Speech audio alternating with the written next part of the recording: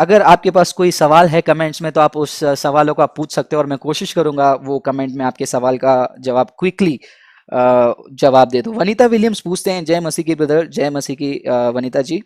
क्या कैथोलिक वे गलत तरीका है वर्शिप करने का और लेंट डेज में फास्टिंग करना चाहिए, क्या जरूरी है?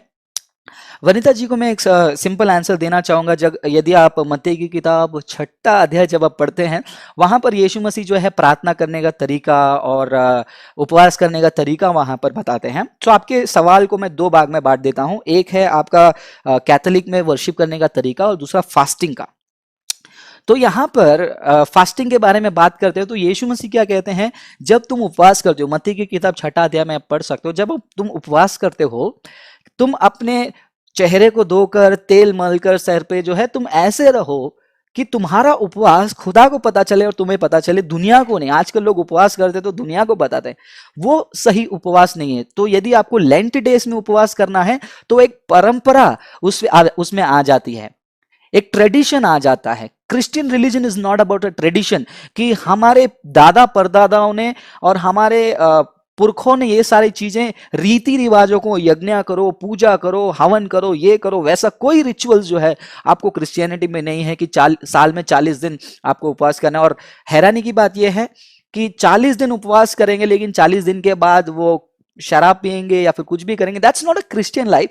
वो सिर्फ अपने आप को धोखा देने वाली बात है। बात रही वर्शिप की, रोमन कैथोलिसिज्म में अगर आप ऑर्थोडॉक्स रोमन कैथोलिसिज्म की बात करोगे तो वहां पर आइडल वर्शिप आप देख सकते हो। 2 रोमन कैथोलिक्स रिजेक्ट करते हैं कि हम आइडल वर्शिप नहीं करते हैं, बट इन फैक्ट आइडल्स को वहां पर लोग बाव करते हैं, मूर्ति के सामने सर झुकाते हैं, जो कि बाइबल में साफ साफ लिखा है कि तुम्हें मूर्तियों के सामने झुकना नहीं है। परमेश्वर का जो है स्वरूप मूर्तियों में नहीं, परमेश्वर निराकार है, लेकिन निराकार परमेश्वर जो है, यूहन्ना की किताब में हम 1 अध्याय में वचन 1 से लेकर 14 में पढ़ते हैं, वो वचन जो है निराकार परमेश्वर देहधारी हुआ ताकि आपके और मेरे पापों का उद्धार कर दे। तो ये है बाइबल का स्टैंड। लेकिन रोमन कैथोलिक चर्च में आइडल वर्शिप जैसे प्रैक्टिस, मेरी वर्शिप, जैसे कि कहते हैं कि वो यीशु की माँ है तो यीशु खुदा है, तो यीशु की माँ तो खुदा हो गया। अगर ऐसे लॉजिक से जाएंगे, यीशु की माँ, उनके माँ तो सब खुदा ही बन जाएंगे। वो हिंदुइज्म का एक कॉन्सेप्ट लेकर आ जाता है जहां पर ये कहा जाता है कि all is good, sorry all is God, God is all. सब जगह खुदा है और आप भी खुदा है, मैं भी खुदा है। ये हिंदुइज्म का एक ब्रांच ऑफ कॉन्सेप्ट है।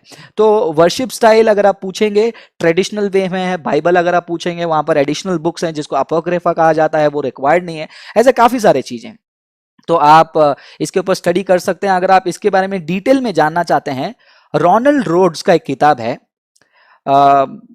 Reasoning with scriptures with Catholics करके किताब है। किताब का नाम एग्जैक्टली मुझे याद नहीं। अगर आपको इसका ई बुक या पीडीएफ चाहिए, gloryapologetics@outlook.com पर हमें ईमेल कीजिए, हम आपको इसका ई बुक दे देंगे ताकि आपको पता चल जाएगा कि रोमन कैथोलिक चर्च के प्रैक्टिसेस क्या क्या हैं और वो बिब्लिकल है या नहीं। तो चलिए अगले कमेंट की ओर चलता हूं मैं।